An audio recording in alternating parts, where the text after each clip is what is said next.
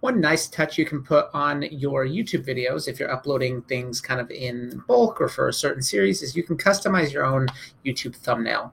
So I like to do this when I create like batches of videos for like a professional development or certain things in a given category. So over here you can see these are just kind of randomly selected thumbnails from the video. Those are just auto-generated. But here you can see for this professional development, I uploaded a custom thumbnail. And that can seem a little intimidating, but it's actually super easy. So what I like to do is use Google Slides. So I'm going to go to slides.new to start a new Google slide. I'm going to delete these text boxes off of there because I like to just start with a blank Google slide. And just for good measure, I always change my background to transparent. And then one of the big pieces here is that YouTube thumbnails are 1280 by 720. So I am going to come down here from File to Page Setup. I'm going to click on this and go down to Custom. I'm going to change this to pixels. I'm going to change my dimensions to 1280 by 720. I'm going to hit apply. You can see I changed it just a little bit, but that will give me the proper proportions for my thumbnail to be utilized properly. So then you just get to customizing anything you want. One of my favorite resources is I like to go to unsplash.com. And let's say I need a background and I want to envision what's going to be happening. And so here you can see that these are all about like moving to remote learning. And so I've got a student working on a computer, and here this is about student empowerment and like thinking and creativity and engagement. So I had a light bulb. So I just had this simple image in there. For this, I'm just going to search mountains.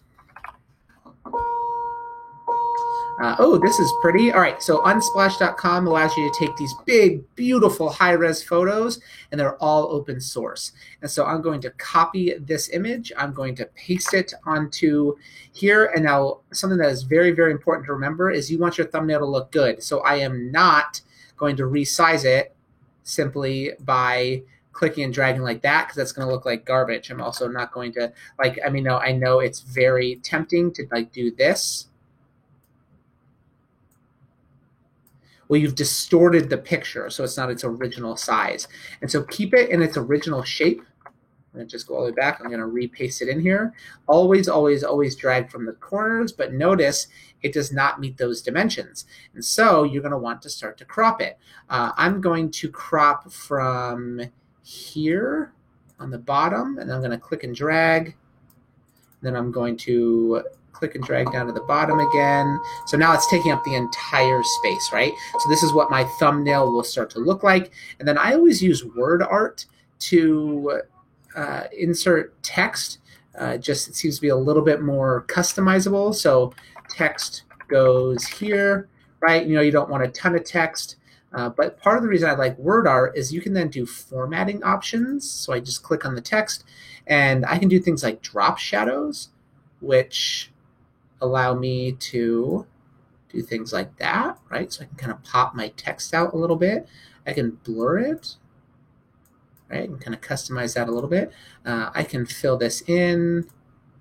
I can make it any different type of font, that type of stuff, right? So, but once you have customized your thumbnail like this, you go to File and Download it as an image.